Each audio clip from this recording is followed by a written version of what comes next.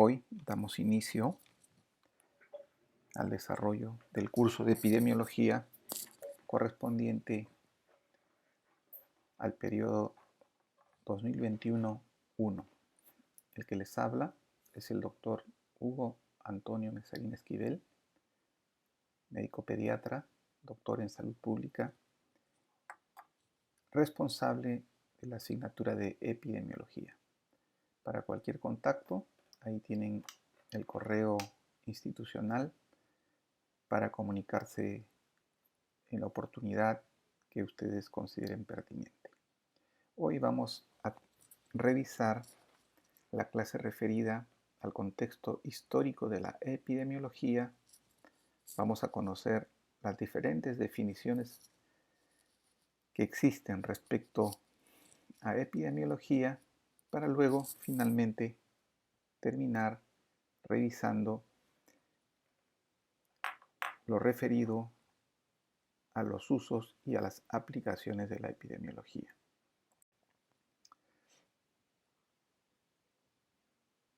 Como ya hemos mencionado, son los tópicos que vamos a tener en cuenta en el desarrollo de esta clase.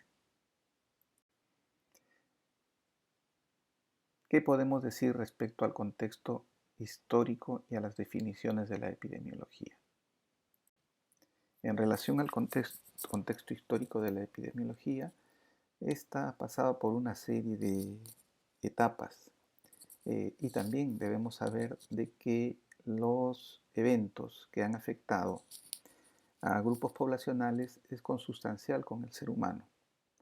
Así tenemos, por ejemplo, que ya en el 2000 años antes de Cristo, en el papiro de Ebers se menciona la presencia de una enfermedad caracterizada por la presencia de fiebre que afectaba a los habitantes que estaban a orillas del río Nilo. Se sospecha que esa enfermedad probablemente se trató de malaria. Asimismo, en las momias egipcias se encuentran lesiones dérmicas que se relacionan probablemente con daños a la salud relacionados con la lepra o con la presencia de viruela. Estos eventos eran tan frecuentes en Egipto, estos eventos que afectaban a grupos poblacionales eran tan frecuentes en Egipto que 3000 años antes de Cristo ya se veneraba una diosa, la diosa Sekhmet, considerada la diosa de las pestes. También se encuentran ya en más adelante, ya hablando de la etapa auroral de la epidemiología, podemos mencionar a Hipócrates, quien vivió en Grecia entre los años 460 y 332 a.C. El mérito que tiene es que ya nos plantea la existencia de causas medioambientales como generadoras de enfermedad, descartando el origen divino de esto, ¿no? Ese es el gran mérito que tiene Hipócrates, de decirnos de que las enfermedades no tienen un origen divino, sino que están relacionadas con causas medioambientales. Él escribió una serie de documentos que están inmersos dentro del corpus hipocrático. Uno de esos escritos son las aguas, los aires y los lugares, donde señala que, por ejemplo, la dieta, el clima y la calidad de la tierra, es decir, de los lugares, la calidad de los vientos, es decir, los aires y la calidad del agua, son factores que están involucrados en el desarrollo de enfermedad al tener una influencia en el equilibrio del hombre con su ambiente. Él también lo que hizo fue catalogar todas las hierbas y alimentos según su naturaleza en secas, húmedas, calientes o frías. Otro aporte que tiene Hipócrates es que fue el primero que usó la palabra epidemia y endemia. ¿En qué contexto?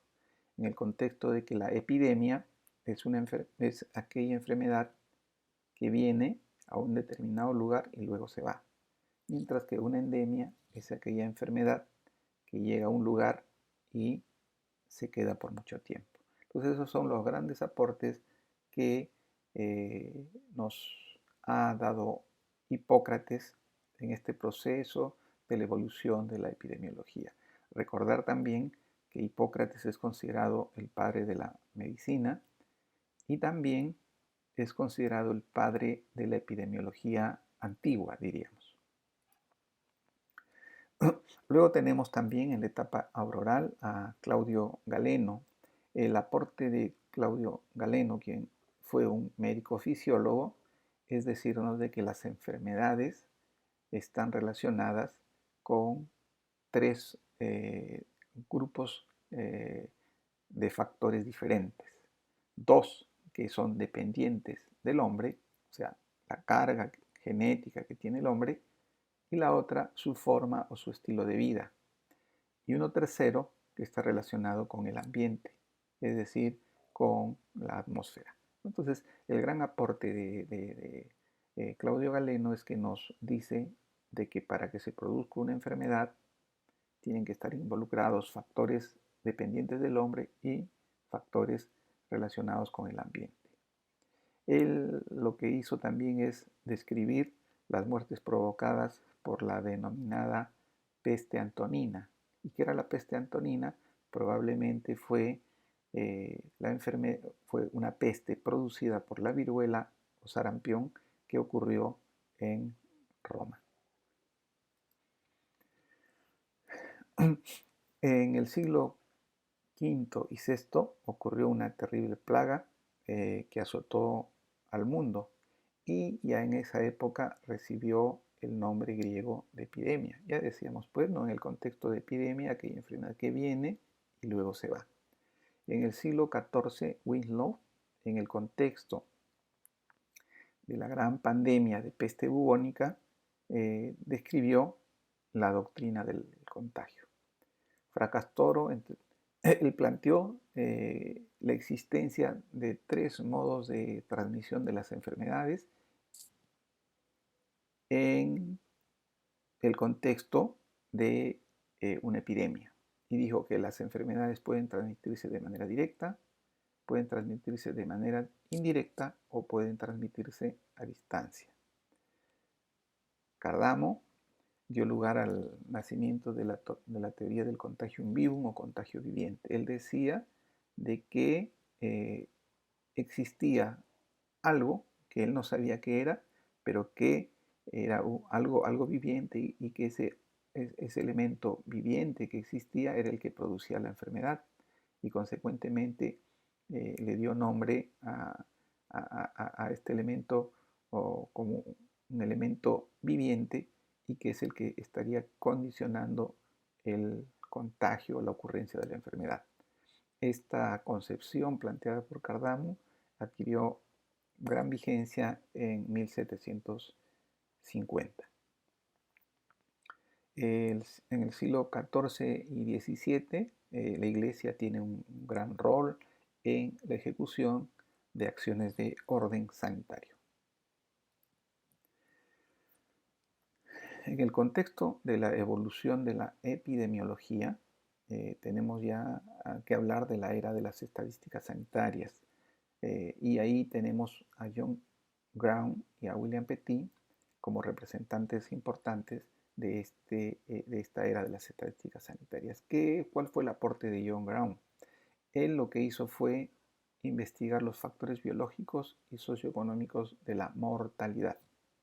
Y para poder ver cuáles eran esos factores biológicos y socioeconómicos que estaban relacionados con la mortalidad, lo que hizo es analizar en 1762 los reportes semanales de nacimientos y muertes en Londres. sea, semanalmente en Londres en esa época se hacía un reporte semanal de los nacimientos y de las muertes. Entonces, ¿qué es lo que hizo John Snow? Hizo el análisis de esa información. ¿Y qué cosa identificó en el análisis de esa información? Lo que identificó fue que había un patrón constante en las causas de las muertes. Siempre las primeras causas se repetían a lo largo del tiempo. Además encontró que habían diferencias en términos de la muerte entre zonas rurales y zonas urbanas, encontrando que la mortalidad era mayor en las zonas rurales con respecto a las zonas urbanas. También él pudo mostrar de que nacían más hombres que mujeres. Adicionalmente, nos plantea también de que los recién nacidos, el 36% de los recién nacidos fallecía antes de cumplir los 6 años. Y esto, miren, con un análisis acucioso de información producto de los reportes semanales de nacimientos y muertes en Londres. Todas estas cosas pudo concluir a través del análisis de dicha información. William Petit, él lo que propuso fue la recolección e interpretación sistemática de la información. Él ya plantea que lo que se debe hacer es recolectar e interpretar de manera sistemática la información. ¿Sobre qué? Sobre los nacimientos, sobre los casamientos y sobre las muertes. Y luego sistematizarla en términos de cómo se distribuye según sexo, según edad, según ocupación, según nivel educativo y otras condiciones de vida. Con William Petit se dio importancia a las famosas tablas de vida y que estuvieron relacionadas con el tema de las compañías de seguro para el tema del aseguramiento. En el año 1747, James Lind demostró la causa del escorbuto como consecuencia de la deficiencia del consumo de cítricos.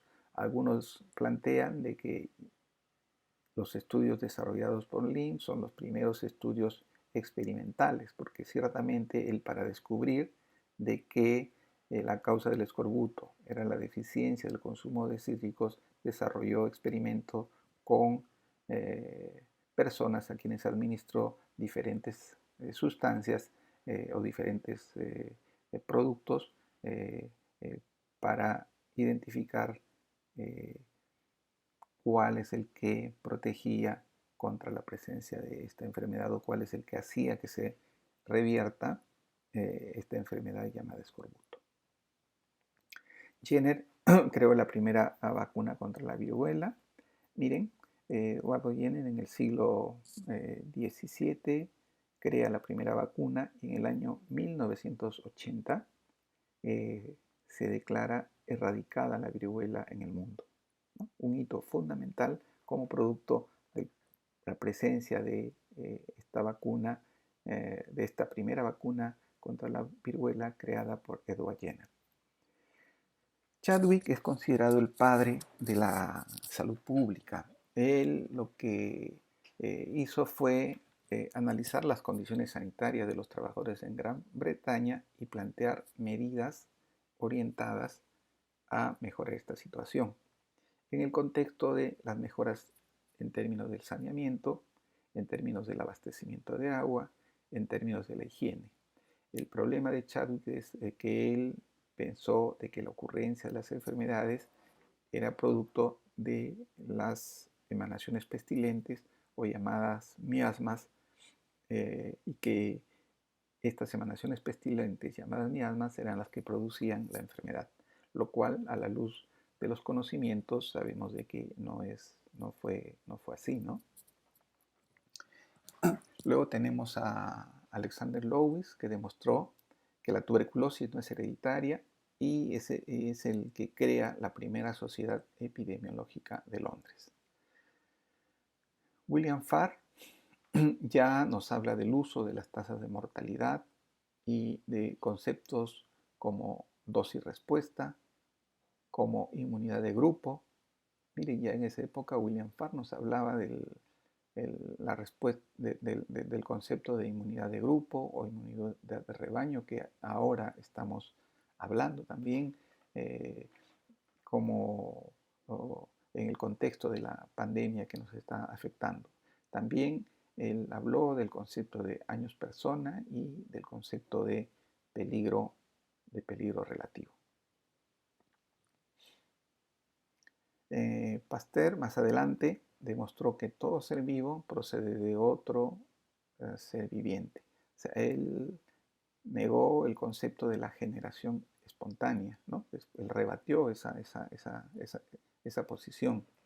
Él es considerado, o mejor dicho, con él se inicia la era bacteriológica, con él se inicia los conceptos de pasteurización, por ejemplo.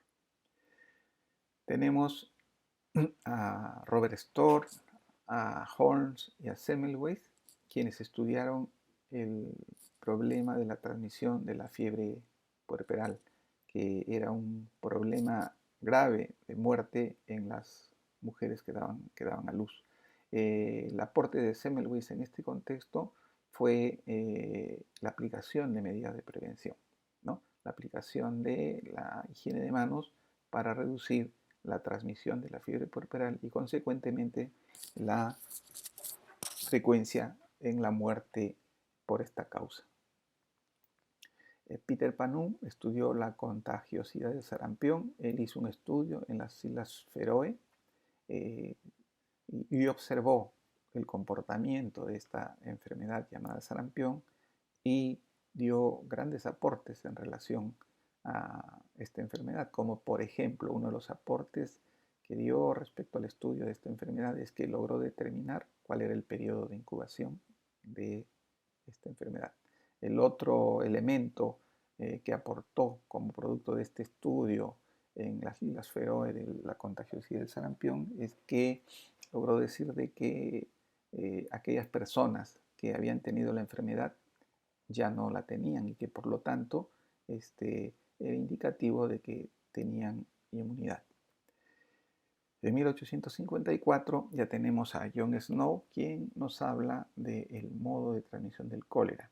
A John Snow lo vamos a analizar de manera más profunda, ya que él aporta grandes elementos al desarrollo de la epidemiología.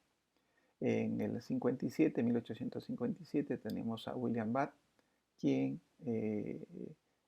nos habla cómo es que se produce la transmisión de la fiebre tifoidea.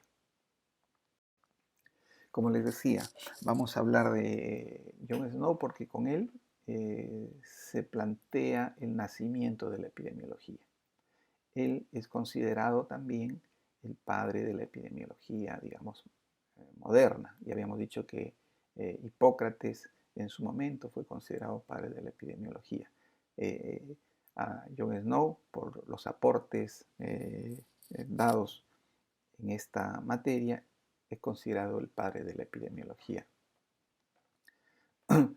¿Qué hizo John Snow? Realizó los primeros intentos.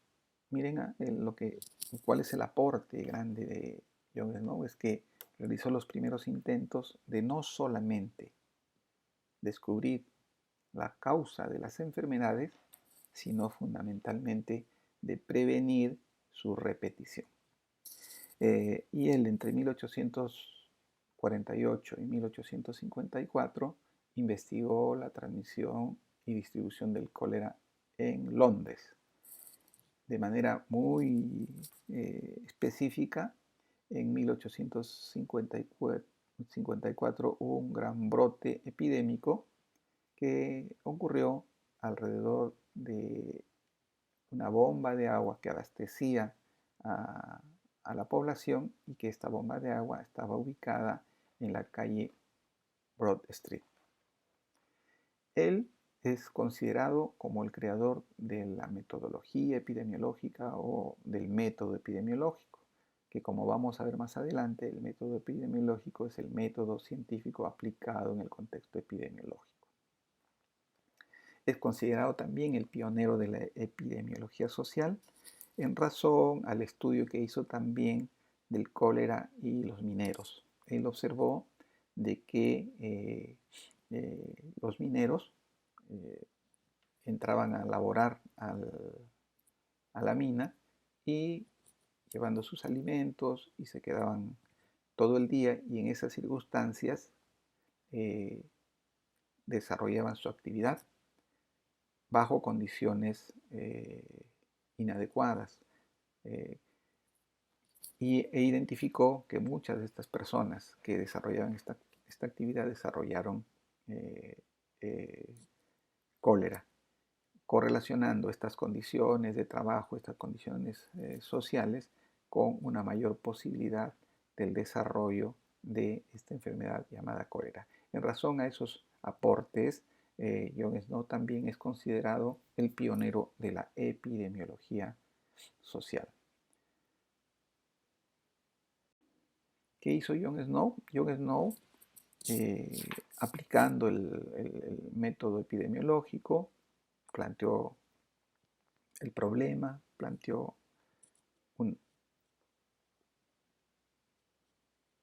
describió primero el problema, luego planteó el problema, hizo el análisis de la información, luego contrastó su hipótesis, eh, evaluó los resultados y luego analizó el producto de esta acción. Pero en ese escenario, para poder identificar la causa de la ocurrencia del cólera, hizo la descripción en términos de tiempo, espacio y persona. Ese análisis en términos de espacio lo llevó a plasmar digamos, este plano donde identificó a las personas que habían fallecido de cólera. ¿Y qué es lo que encontró?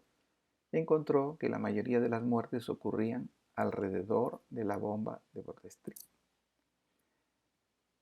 Consecuentemente, él evaluó de dónde se abastecían estas personas de agua e identificó que se abastecían de esta famosa bomba de Broad Street. Entonces, a partir de ello, plantea su hipótesis de que la bomba de Broad Street o el agua consumida de la bomba de Broad Street estaba relacionada con la presencia del cólera. Hay incluso acá les muestro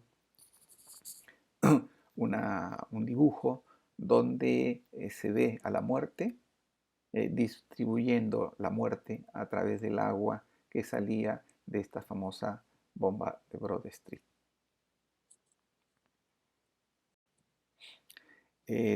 También hubo un hecho que ayudó a Jon Snow a sustentar la hipótesis de que el agua era la que estaba relacionada con la presencia del cólera. Y fue esto que se llamó o que se llama el experimento natural. ¿Qué ocurrió? Ocurrió de que habían dos empresas que suministraban de agua a las viviendas en Londres. Y él analizó el número de casas abastecidas por ambas empresas y el número de muertes por cólera eh, eh, en cada una de estas viviendas abastecidas por diferentes compañías. Y así observó que la compañía Software tenía una muertes por cada 10.000 casas de 315 por 10.000 casas. O sea, se morían por cada 10.000 casas abastecidas por la compañía Software, 315 fallecían. Mientras que las muertes por 10.000 casas en las viviendas que eran abastecidas por la compañía Lambert era de 37 por 10.000. Como ven, la diferencia era abismal. Y él se preguntó por qué ocurría esta diferencia.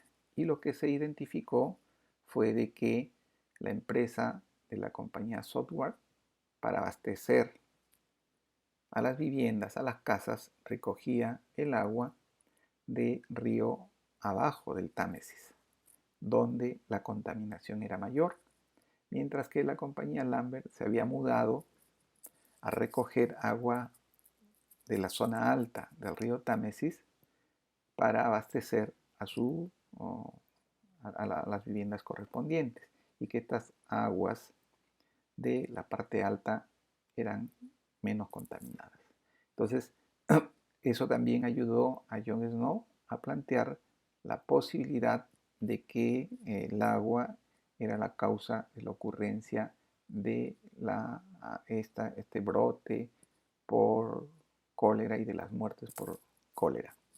En razón a ello también, él lo que planteó como una medida de prevención, y ahí les decíamos un valor importante que tiene John Snow, es de que no solamente investigó la causa de la ocurrencia del daño, del problema de salud, sino que planteó medidas para evitar la repetición de esta situación.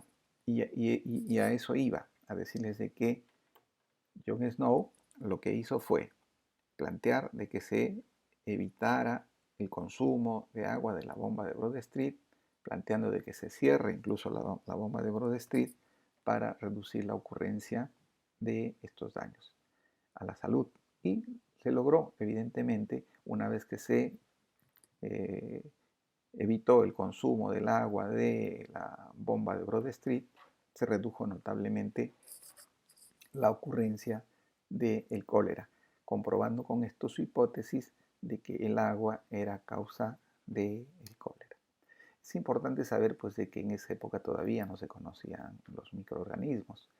30 años después, Roberto Koch identifica el Vibrio cólera como causante del cólera.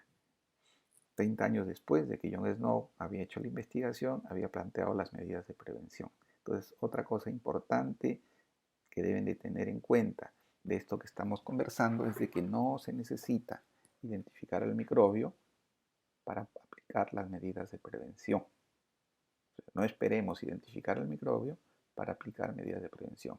Y un ejemplo es el de John Snow, que después de 30 años recién se identificó el microbio, pero él, conociendo el mecanismo de transmisión, aplicó las medidas de prevención y consecuentemente el control de este daño a la salud. Una vez que surge la teoría del germen, la epidemiología adopta el modelo de causalidad llamado unicausal, de causa única, y se sustenta de que todas las enfermedades deben tener una causa, y esa causa debe ser única. Ya vamos a ver cuando desarrollemos el concepto de causalidad, vamos a hablar de los postulados de Koch, que son los elementos que sustentan este modelo de causalidad única o modelo unicausal. Pero ahora, para adelantarles nomás y decirles de que cuando se conocieron, se identificaron los microorganismos, se tomó gran preponderancia el modelo unicausal o de la presencia de una causa única. Para que se produzca una enfermedad tenía que haber una causa única. Pero en el 1914, Joseph Goldberger rompe este esquema. ¿Y cómo lo rompe? Al oponerse a sustentar de que la enfermedad pelagra tenía un carácter infeccioso, y consecuentemente al demostrar de que esta enfermedad no tenía un origen infeccioso, sino que estaba relacionada con la deficiencia de una vitamina. Y también hizo una serie de experimentos en humanos para demostrar de que la pelagra era producto de la deficiencia de un componente de la vitamina B. En 1970, como consecuencia del incremento de las enfermedades no transmisibles, se amplió el campo de acción de la epidemiología. Y en ese contexto, Brian McMahon plantea o propone la famosa red causal. ¿Y qué nos dice esta red causal de que hay una serie de factores que están involucrados en la ocurrencia de un daño y que estos factores son considerados como factores de riesgo y que no todos estos factores son evidentes, ¿no? Sino que hay explicaciones de la enfermedad que están ocultas al observador. En ese contexto se plantea la famosa teoría de las cajas negras y que está relacionada con la identificación de los factores de riesgo y la identificación de esos factores de riesgo que tienen mayor importancia en la generación o que están más fuertemente asociados son los que debemos de intervenir, ya que existen, como estamos mencionando, ya que existen explicaciones de la enfermedad que están ocultas al observador. De ahí que se habla de la famosa teoría de las cajas negras o la teoría de los factores de riesgo. Más adelante, Ross. Ahora, ya en tiempos actuales, debemos recordar que estamos enfrentando en el contexto de la evolución de la epidemiología nuevos retos mundiales. Dentro de esos nuevos retos mundiales tenemos, por ejemplo, en el año 2003, la primera enfermedad severa del siglo XXI llamada el SARS-CoV-2. El año 2009 tuvimos la presencia de la pandemia H1N1. En el 2012, en Arabia, el síndrome respiratorio del Medio Oriente, o el MERS. En el 2014 y 2015, el problema del ébola, que ha vuelto en estos últimos días a rebrotar este problema del ébola. Y un tema que la historia hace que se repita es este tema de la pandemia que estamos afrontando desde el año 2009, la pandemia del SARS-CoV-2, también que se originó en China, en Wuhan. Ya en 1918 tuvimos la famosa gripe española, donde hubieron millones de fallecidos, pleno siglo XXI, año 2019. Desde el año 2019 estamos enfrentando, desde diciembre del 2019 estamos enfrentando esta pandemia que nos ha puesto de vuelta y media, y donde ya más de 2 millones de personas van falleciendo, ¿no? Entonces, estos son los nuevos retos mundiales que debemos estar atentos, y la epidemiología es importante en este contexto de los nuevos retos mundiales que estamos enfrentando. Para resumir la evolución de la epidemiología, las podemos resumir en 4 paradigmas. El paradigma de las estadísticas sanitarias, o llamado también paradigma miasmático, el paradigma de las enfermedades infecciosas, llamado paradigma microbiano, el de las enfermedades crónicas, o el paradigma de los factores de riesgo, y el paradigma ecoepidemiológico. Cada uno de ellos tiene sus características que ya las hemos ido desarrollando. El paradigma miasmático predomina el concepto de que la causa de la enfermedad son los miasmas. Ya dijimos que los miasmas son las emanaciones pestilentes, que es la que ingresarían por el aparato respiratorio y luego se distribuirían por todo el cuerpo. En ese contexto, el planteamiento para controlar esta ocurrencia de la enfermedad como producto de los miasmas, se planteó el saneamiento y el drenaje. En el paradigma microbiano también lo conversamos, se decía de que la causa de la enfermedad es un microbio. Acá se plantea el modelo unicausal y que la forma de control es la interrupción de la transmisión y la propagación del microbio. Luego tenemos el paradigma de los factores de riesgo, llamado también las cajas negras, lo hemos conversado también. Plantea que la causa de la enfermedad es la exposición a los factores de riesgo. Y la forma de control se basa ¿en qué? En intervenir en reducir la exposición a aquellos factores de riesgo. Y el paradigma ecoepidemiológico nos dice de que los determinantes que causan la enfermedad están separados y organizados jerárquicamente. Consecuentemente, la intervención tiene que ser una intervención concertada, una intervención donde actúen no solamente, por ejemplo, desde la perspectiva del daño que se produce, sino también desde la perspectiva social, desde la perspectiva económica, desde la perspectiva cultural, que son los factores determinantes que van a condicionar la ocurrencia de la enfermedad. Bien, ahora vamos a hablar respecto a la definición de epidemiología. Entonces, miren, ustedes cuando terminen la clase, seguramente sus papás, sus familiares, sus amigos les van a preguntar: ¿y qué curso has llevado ahora? Y ustedes van a responder: epidemiología. Y la respuesta seguramente de sus interlocutores va a ser algo como: ¿estudias qué? ¿Eso tiene que ver con la piel? ¿Mm? ¿Qué otra cosa estudias? Entonces, para que ustedes puedan responder esta pregunta, deben conocer las definiciones de epidemiología.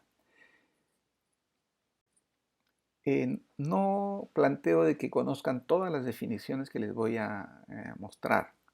Pretendo de que conozcan por lo menos la definición etimológica de la enfermedad y una definición que yo se las voy a dar al final de revisar las diferentes definiciones de epidemiología. Como dice allí, existen más de 20 definiciones. Probablemente me quede corto con decir más de 20 definiciones. Y evidentemente también no les vamos a pedir de que ustedes aprendan todas las definiciones que se las vamos a dar, pero por lo menos deberían de conocer alguna de ellas para que puedan explicar cuando les pregunten qué están estudiando o a qué se refiere la epidemiología o qué es la epidemiología. Entonces, la definición etimológica de epidemiología está referida a los siguientes vocablos. El vocablo epi, que significa sobre, el vocablo demos, que significa pueblo, y el vocablo logos, que significa estudio. Consecuentemente, etimológicamente, epidemiología vendría a ser el estudio de algo que cae sobre el pueblo. Esa es la definición etimológica. Yo les he dicho, hay más de 20 definiciones. Se las voy a ir mostrando. Esta definición, por ejemplo, de epidemiología, dice el éxito. Recordarles de que cuando se empezó a definir epidemiología se definía desde la perspectiva de la ocurrencia solo de epidemias o de la ocurrencia solamente de enfermedades infecciosas. Y ahí tenemos los ejemplos. Una de las definiciones iniciales es ciencia y doctrina de las epidemias, o ciencia de los fenómenos de masa, ciencia que estudia la ocurrencia de daños a la salud a grupos poblacionales. Este concepto ha ido modificándose,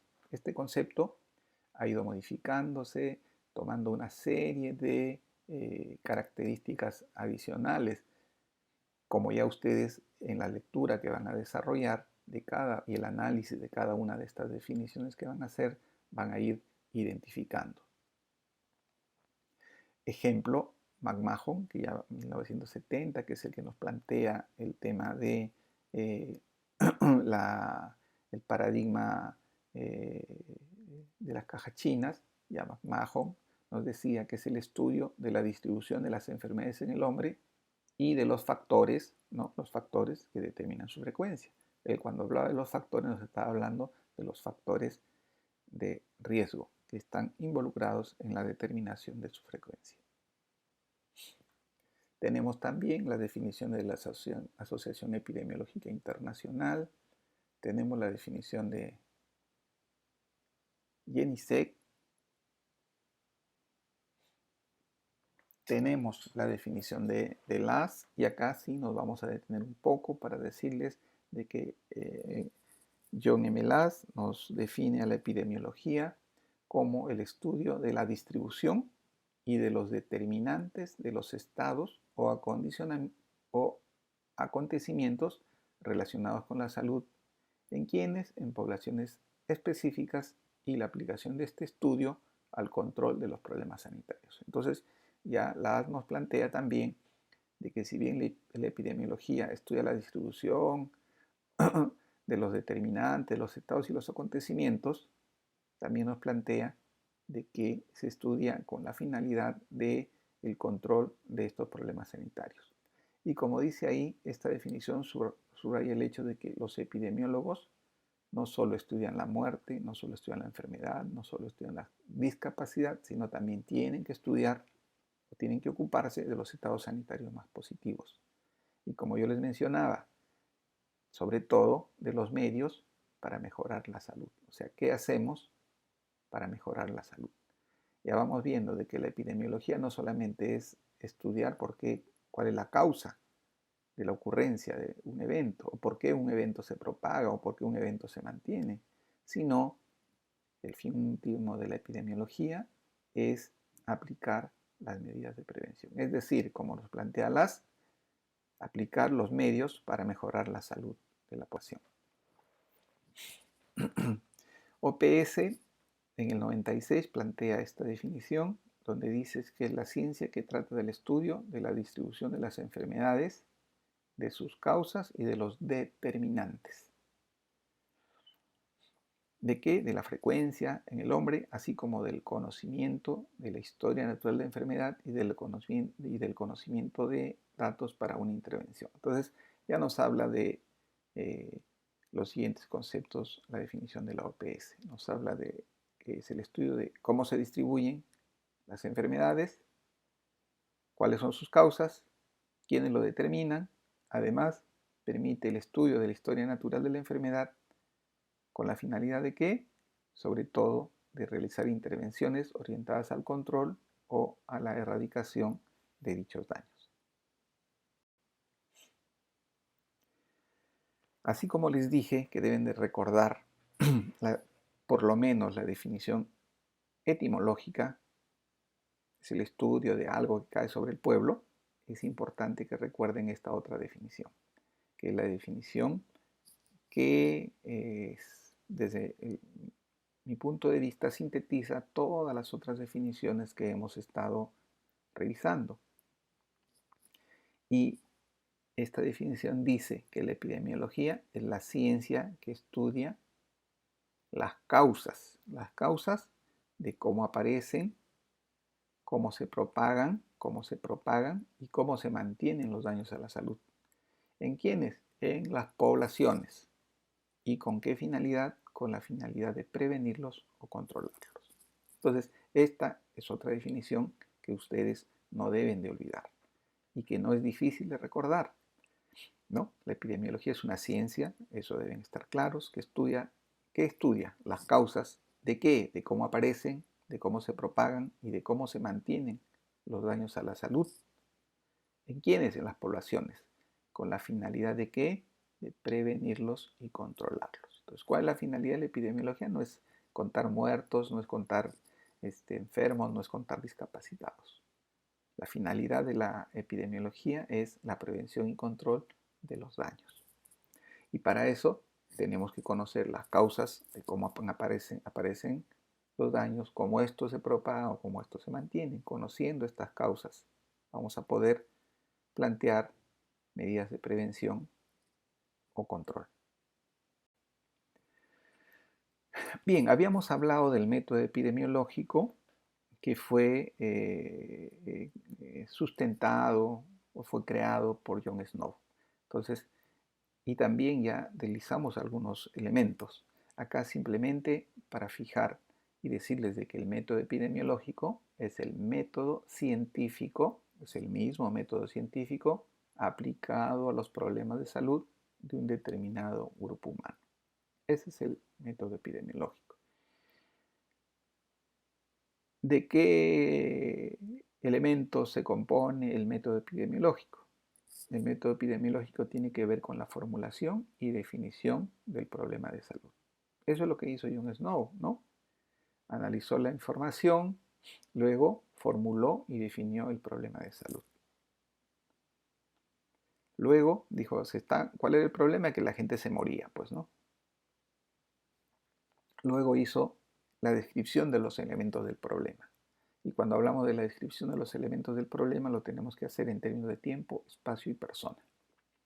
Una vez que hacemos la descripción de los elementos del problema, pasamos a la formulación de la hipótesis, ¿no?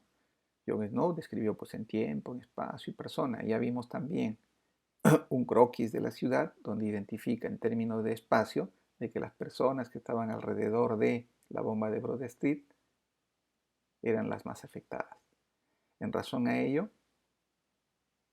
y que además identificó que estas personas consumían el agua de la bomba de Broad Street. Entonces, luego de que hizo la descripción de los elementos del problema, formuló la hipótesis y dijo, el agua es el que está relacionado, es el que causa o es el que produce el cólera. Luego pasó a comprobar o a refutar su hipótesis y para eso evaluó esto que le dijimos, el tema de el experimento natural, entre comillas, que ocurrió como consecuencia de la distribución de agua por estas dos empresas que se mencionó, una que recogía aguas de la parte alta del río Támesis y otra que recogía de la parte baja.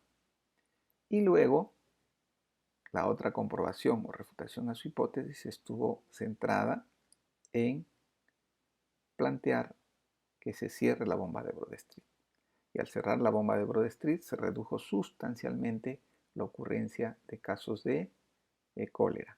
Evaluó y consecuentemente comprobó su hipótesis. Eso es lo que hizo John Snow en el contexto del desarrollo de esta investigación en Londres y, y al utilizar este método, él es el creador del método epidemiológico para el estudio de estos problemas de salud. Y ya como dijimos, el método epidemiológico no es nada más que el método científico aplicado a los problemas de salud de un determinado grupo humano.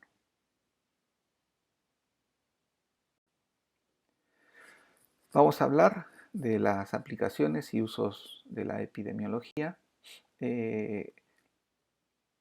A veces hay un poquito de confusión entre lo que son las aplicaciones y lo que son los usos. Vamos a diferenciar de manera clara tres aplicaciones y hay 6 usos de la epidemiología. Dentro de las aplicaciones de la epidemiología tenemos la aplicación etiológica, la aplicación clínica y la aplicación administrativa. ¿A qué nos referimos cuando hablamos de la aplicación etiológica? La epidemiología, juntamente con otras ciencias médicas, contribuye a la comprensión de la historia clínica. O sea, cuando nosotros comenzamos, a la comprensión de la historia natural. Entonces, cuando nosotros aplicamos los conceptos epidemiológicos para comprender la historia natural de una enfermedad, estamos haciendo la aplicación etiológica de la epidemiología. También cuando nosotros estimamos riesgos individuales y la posibilidad de intervenir sobre ellos, estamos haciendo la aplicación de la epidemiología desde el punto de vista etiológico. Estamos haciendo la aplicación etiológica de la epidemiología.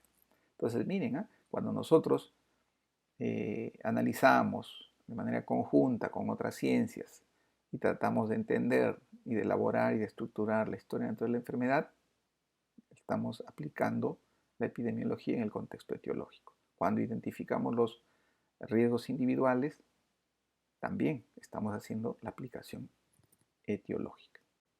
Y aquí les tengo un ejemplo actual que está referido a la COVID, ¿no? Gracias a la aplicación etiológica de la epidemiología se ha logrado determinar la historia natural de la enfermedad, se ha identificado el periodo prepatogénico, se ha identificado el periodo patogénico, se ha identificado que en el periodo prepatogénico está el agente, el huésped, el medio ambiente, que la interacción de esos elementos desencadena el proceso patogénico. Y en el proceso patogénico se ha identificado, por ejemplo, que el periodo de incubación de la COVID oscila entre 1 y 14 días. También en la fase de la clínica se ha identificado que los síntomas En más del 80% son leves, caracterizados por fiebre, tos, expectoración, malestar general. Se ha determinado también de que el 20% puede tener manifestaciones clínicas severas y que requieren ingreso hospitalario, uno de cada 6. También se ha podido determinar qué porcentaje de las personas tienen el riesgo de fallecer, qué número tiene la posibilidad de recuperarse, y si está en estudio,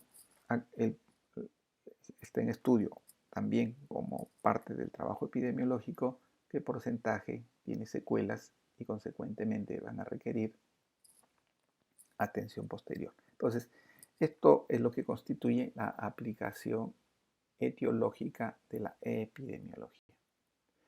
También lo que decíamos, pronóstico de vida, cuál es la sobrevivencia de aquellos, por ejemplo, pacientes críticamente enfermos con neumonía por SARS-CoV-2 también, a través de esta gráfica llamada de Kaplan-Meier, podemos ver cuál es la sobrevida de estas personas que tienen o que son pacientes críticamente enfermos con neumonía. Entonces, esto nos permite la epidemiología desde la perspectiva de su aplicación etiológica. Luego tenemos la aplicación clínica, y en la aplicación clínica lo que nos va a ayudar es a completar el cuadro clínico, ¿no? Nos va a decir qué cosa es más frecuente, si es la tos, si es la dificultad respiratoria, si es la fiebre. Entonces, desde la perspectiva de la aplicación clínica, la epidemiología nos ayuda a completar el cuadro clínico, nos permite identificar grupos de alto riesgo con la finalidad luego de intervenir. En la aplicación etiológica hablábamos de riesgos individuales. Cuando hablamos de la aplicación clínica, nos permite identificar grupos de alto riesgo.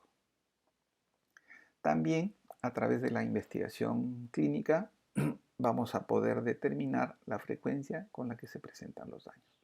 Entonces, la aplicación clínica tiene que ver con estos elementos. Permite completar el cuadro clínico, identificar grupos de alto riesgo y determinar la frecuencia con que se presentan los daños. Acá tenemos un ejemplo de la aplicación clínica, donde identificamos los diferentes signos y síntomas, las características de los individuos. Entonces, a esto está referida la aplicación clínica de la epidemiología. Luego tenemos la aplicación en la administración de salud. En ese contexto es amplia la aplicación de la epidemiología en el contexto de la administración. Dentro de las utilidades de la epidemiología en el contexto de la administración están el diagnóstico de una comunidad, también el precisar las enfermedades que tienen mayor importancia en determinada población, consecuentemente para priorizar las acciones de intervención. También la otra aplicación en la administración de la salud es que si nosotros conocemos los datos causales, vamos a poder también determinar los servicios que se deben de desarrollar en una determinada localidad. Y la aplicación desde la perspectiva administrativa, la epidemiología provee muchos de los elementos necesarios para la planificación y administración de los servicios de salud, y también para evaluar el impacto de los servicios y de las intervenciones que estamos realizando. Ejemplo, ¿cuál va a ser el impacto de esta intervención referida a la vacunación? Entonces nos va a servir la aplicación en la administración pública de la epidemiología. El otro concepto que debemos de recordar está referido a los usos de la epidemiología. Y dentro de los usos de la epidemiología tenemos la causalidad, que vamos a tratar de manera amplia. En la clase número 6 vamos a hablar del tema de la causalidad. Ahí vamos a recordar el modelo unicausal, el modelo o determinista puro, el modelo determinista modificado, el modelo probabilístico.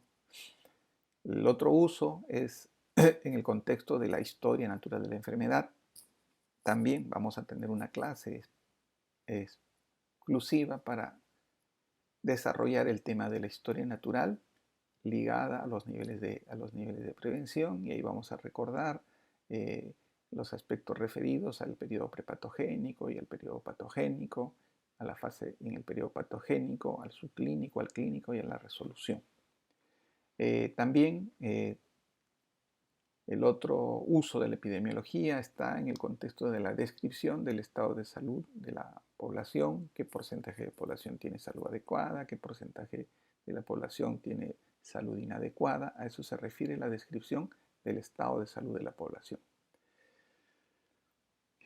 En el tema de la valoración de las intervenciones, la epidemiología tiene un uso importante, ya que nos va a permitir a nosotros aplicar las herramientas epidemiológicas para poder determinar si las intervenciones han sido efectivas o no han sido efectivas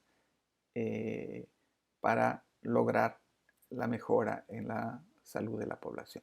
Entonces, como ustedes van viendo, si hablamos de historia natural, por ejemplo, el uso de la historia natural está inmerso dentro de lo que hemos recordado que es la aplicación etiológica, la descripción del estado de salud, la valoración de las intervenciones, la evaluación de los servicios de salud,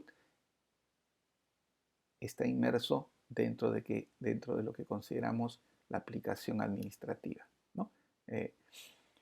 Bien, el otro uso de la epidemiología es la evaluación de los servicios de salud. Acá lo que tratamos es de hacer el seguimiento, el control y monitoreo para demostrar que los cambios en una organización se han dado y que estos cambios van a contribuir a mejorar los perfiles de morbilidad, de mortalidad y calidad de vida. En ese contexto tenemos indicadores de eficiencia y tenemos indicadores de calidad. Recordar que cuando hacemos la evaluación de los servicios de salud, debemos de considerar los indicadores de eficiencia y los indicadores de calidad. Dentro de los indicadores de eficiencia, les voy a mencionar algunos, como son la ocupación de cama, el intervalo de sustitución, el rendimiento cama, el tiempo de permanencia, y que eso nos va a permitir a nosotros hacer la evaluación de los servicios de salud.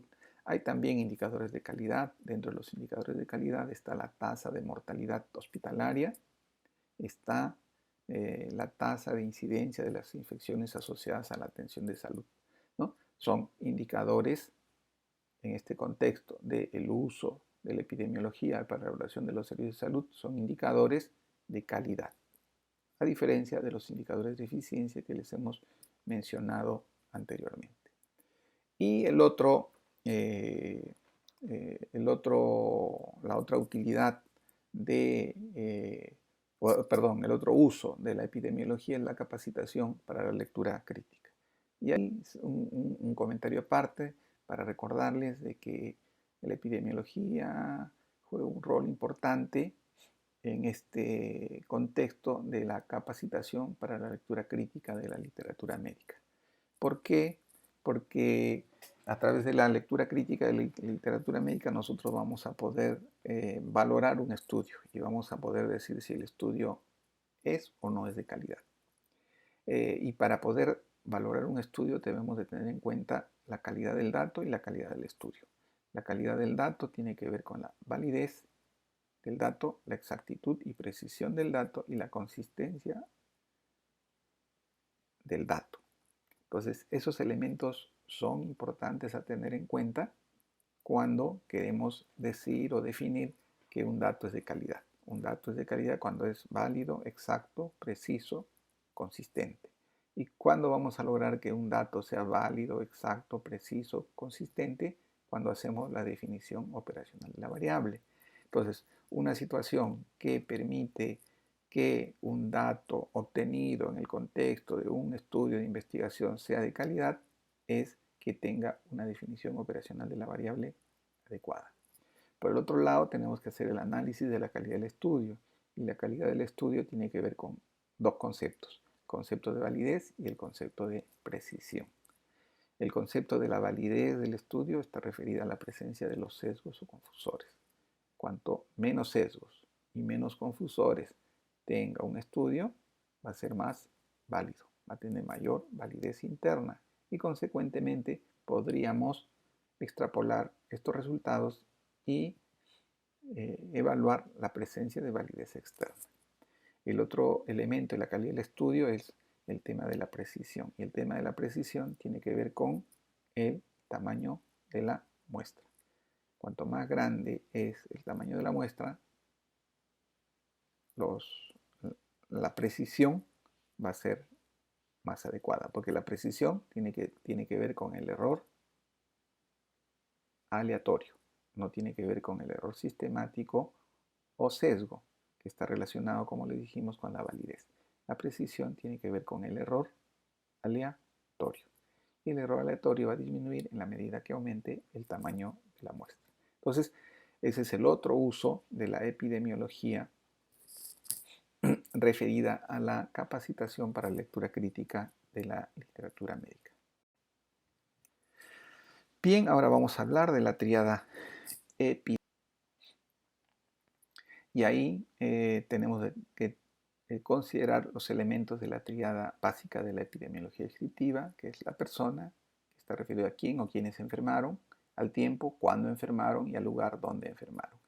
Recuerden, esta es la tríada básica de la epidemiología. O sea, la tríada epidemiológica está constituida por el tiempo, la persona y el lugar, que es diferente a la tríada ecológica que vamos a ver cuando desarrollemos historia natural de la enfermedad.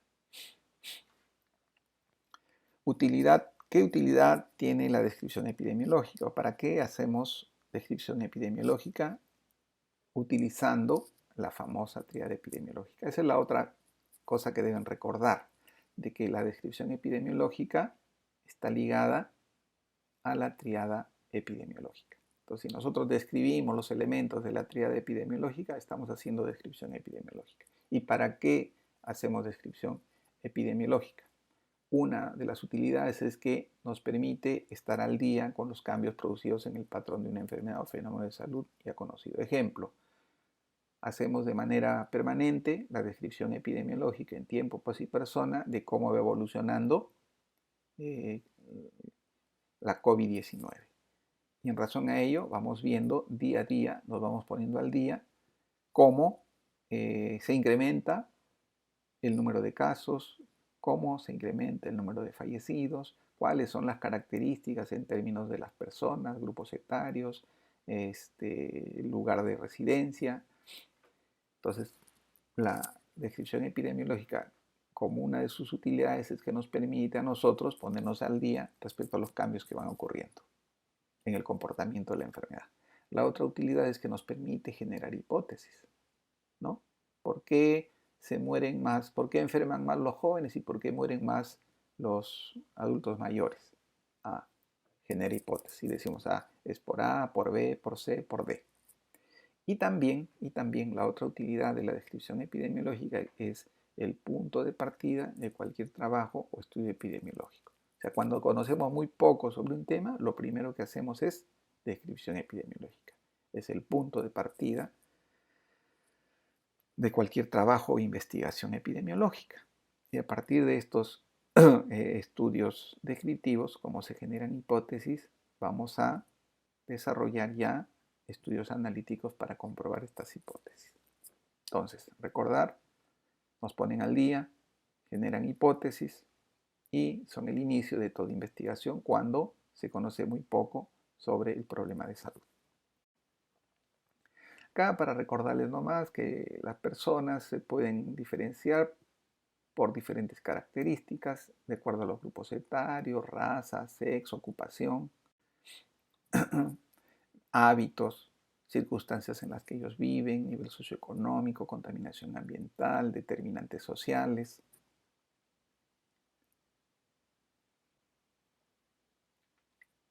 En términos de lugar, dónde las características o factores o condiciones que existen y en el ambiente en el cual ocurre la enfermedad.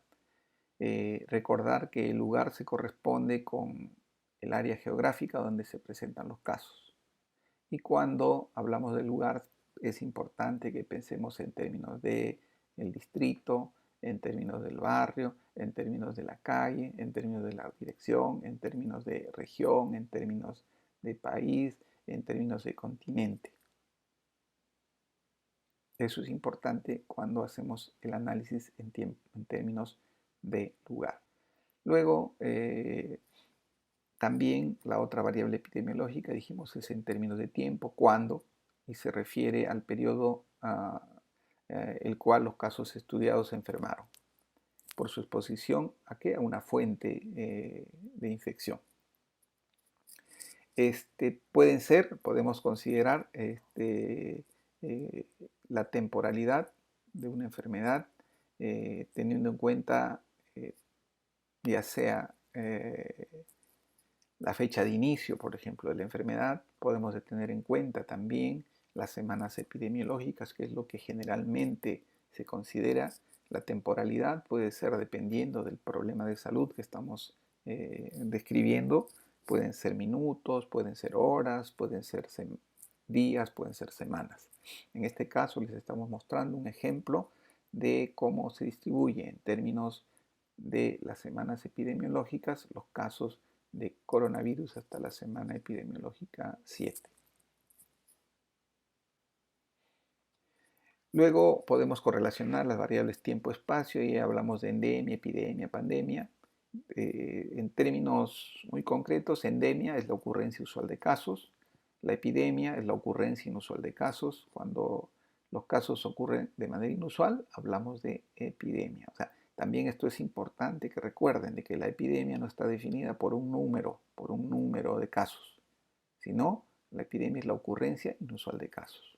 Y siempre ponemos este ejemplo: si en el país no tenemos sarampión y aparece un caso se considera ya una epidemia. Pandemia es la que estamos actualmente enfrentando, que es la epidemia extendida a casi todas las regiones de la Tierra, como ha sucedido con la influenza, el cólera y que está sucediendo ahora con la COVID-19.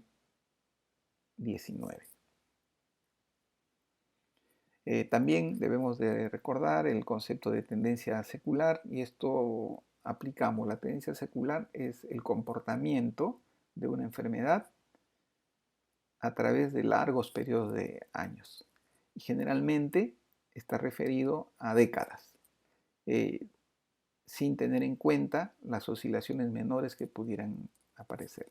¿Y para qué nos sirve esto? La tendencia secular nos permite analizar a nosotros qué eventos han ocurrido que expliquen el incremento de los casos. Acá tenemos, por ejemplo, cómo se comporta la peste, cómo se ha comportado la peste, el comportamiento secular de la peste bubónica en el Perú y los fenómenos del Niño. Entonces estamos analizando cómo se comportó a lo largo de los años la peste bubónica en el Perú y correlacionado con el fenómeno El Niño. ¿Y qué es lo que apreciamos acá? Es que cuando el fenómeno del Niño, ENO significa el Niño, oscilación sur leve y moderado, cuando vemos que cuando el fenómeno del Niño es moderado, se incrementa el número de casos de peste bubónica. Y esto tiene su explicación porque los fenómenos del Niño moderado severo trae alteraciones climáticas. Las alteraciones climáticas, por un lado, producen sequía, por otro lado, producen lluvia intensa. Entonces, cuando existen estas condiciones, la producción agrícola se ve afectada. Al verse afectada la producción agrícola, las ratas que viven en el campo migran hacia las casas. Y al migrar a las casas existe la posibilidad de que transmitan con mayor frecuencia esta enfermedad llamada peste bubónica. Y esa sería la explicación por qué los fenómenos del Niño severo condicionan el incremento de la presencia de peste bubónica. Entonces, para eso nos sirve conocer la tendencia secular de las enfermedades. Y en razón a ello, aplicar pues medidas que puedan evitar la ocurrencia de este problema de salud. También en el contexto de la correlación de variable tiempo-espacio, o sea, de estas dos variables eh, de la tríada epidemiológica, hablamos de las variaciones estacionales y variaciones cíclicas. Las variaciones estacionales es cómo se comporta la enfermedad en relación a los cambios de las estaciones, pues, ¿no? ¿Qué pasa en verano? ¿Qué pasa en invierno? ¿Qué pasa cuando hay época de calor? ¿Qué pasa cuando hay época de frío? Esas son las variaciones estacionales, que tienen que ver con la variación de las temperaturas producto de las estaciones. En el Perú, por ejemplo, sabemos de que en las épocas frías aumentan los procesos respiratorios y en las épocas de calor los procesos referidos a las enfermedades gastrointestinales. Esto per se al frío o al calor no, ya saben ustedes, el frío y el calor generan ciertas condiciones que aumentan la probabilidad de que las personas sufran de estos daños. El otro concepto son las variaciones cíclicas. Las variaciones cíclicas no tienen que ver con que cambie la temperatura o no, con que haya cambios en la estación, sino tiene que ver con los cambios en la inmunidad de las personas. Ejemplos de estas variaciones cíclicas o de enfermedades que tienen comportamiento cíclico, tenemos sarampión, tenemos tosferina, que son enfermedades que tienen comportamiento, ejemplos de enfermedades que tienen variaciones cíclicas, ¿no? Y esto como consecuencia del acúmulo de susceptibles, ¿no? El acúmulo de susceptibles, ustedes saben que la vacunación o inmunización no produce, o la vacunación no produce inmunidad al 100% de las personas. Entonces, cada cierto tiempo se van acumulando estos casos. En el caso de tosferina, cada 4 o 5 años se acumula un número de susceptibles. Cuando entra una persona con la enfermedad, va a producir un incremento de casos. Esa es la diferencia entre lo que es una variación estacional y una variación cíclica. Muy bien, entonces hasta allí hemos desarrollado estos aspectos referidos a la primera clase. Aquí les dejo las referencias bibliográficas para que, si están interesados, puedan revisar aún más. Muy bien, entonces con esto damos terminada a la primera clase del curso de epidemiología. Muchas gracias y nos estamos viendo en la próxima reunión.